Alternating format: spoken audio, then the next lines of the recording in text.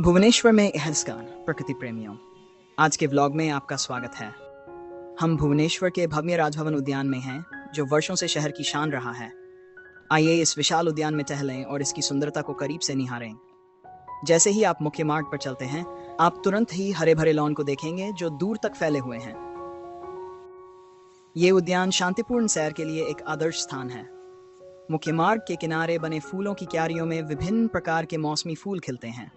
इन रंगीन फूलों से सजी भूमि एक अद्भुत दृश्य प्रदान करती है।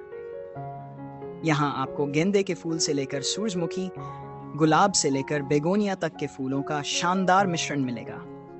ये फूल हर मौसम में बदलते रहते हैं, जिससे हर बार आने पर आपको एक नई ताजगी का अनुभव होगा।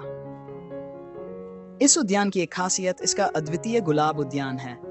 ये बड़ी ही सावधानी से सजाया गया है, जिसमें विभिन्न प्रकार के गुलाब खिले हुए हैं। इनसे उठने वाली मीठी सुगंध इस उद्यान के आकर्षण को और बढ़ा देती है। ये उद्यान केवल फूलों तक सीमित नहीं है, यहाँ पत्तियों वाले पौधों का भी एक शानदार संग्रह है। गमलों में सजे क्रोटन, डाइफेनबाकिया, कोलियस, साइकस और ड्रोसेरा जैसे पौधे यहाँ की हरियाली को और आकर्षक बनाते हैं। इन पौधों के विविध रंग और बनावट इस उद्यान को हर कोने में एक दृश्य कला जैसा बनाते हैं। और इन खूबसूरत फव्वारों को कौन भूल सकता है। उद्यान में 6 शानदार फव्वारे हैं, जो रात के समय रंग बिरंगी रोशनी से जगमगाते हैं और एक जादुई माहौल बनाते हैं। ये फव्वारे उद्यान के शांत वातावरण को और भी सुखद बनाते हैं।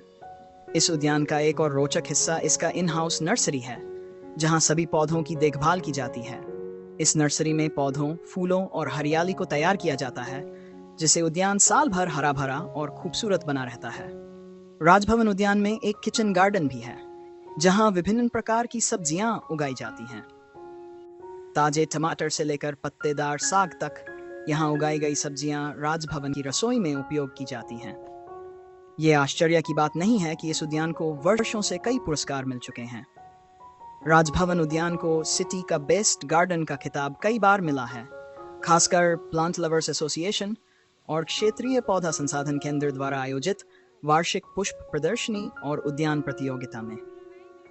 इसे भुवनेश्वर में केंद्र और राज्य सरकार कार्यालयों के उद्यानों में सर्वश्रेष्ठ उद्यान ट्रॉफी भी प्राप्त हुई है।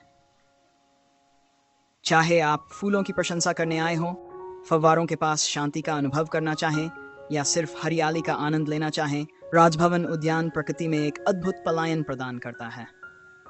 इसकी सुंदरता, शांति और स्थिरता का संयोजन इसे भुवनेश्वर में एक अनिवार्य यात्रा स्थल बनाता है। इस खूबसूरत यात्रा में मेरे साथ जुड़ने के लिए धन्यवाद।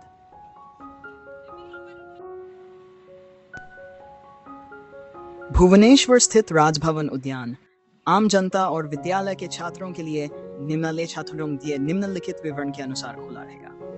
आम जनता के लिए केवल Raj Bhavan garden visit mobile app के माध्यम से किया जाएगा, जिसे गूगल प्ले स्टोर से डाउनलोड किया जा सकता है। राजभवन उद्यान का दौरा करने के लिए कोई प्रवेश शुल्क नहीं है। विद्यालय के छात्रों को उनकी स्कूल यूनिफॉर्म में आना होगा और उनके पास स्कूल आईडी कार्ड होना चाहिए।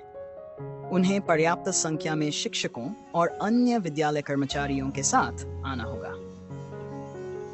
राजभवन उद्यान का दौरा करने की अनुमति प्राप्त करने के लिए स्कूल प्राधिकरण एडीसी टू गवर्नर को ईमेल के माध्यम से अनुरोध भेज सकते हैं adc.odishagovernor@gmail.com।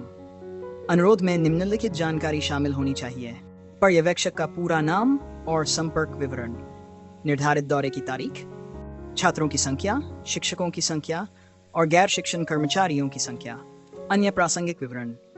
महत्वपूर्ण नोट्स: इन दौरों के दौरान माननीय राज्यपाल से मिलने के लिए किसी भी अनुरोध पर विचार नहीं किया जाएगा।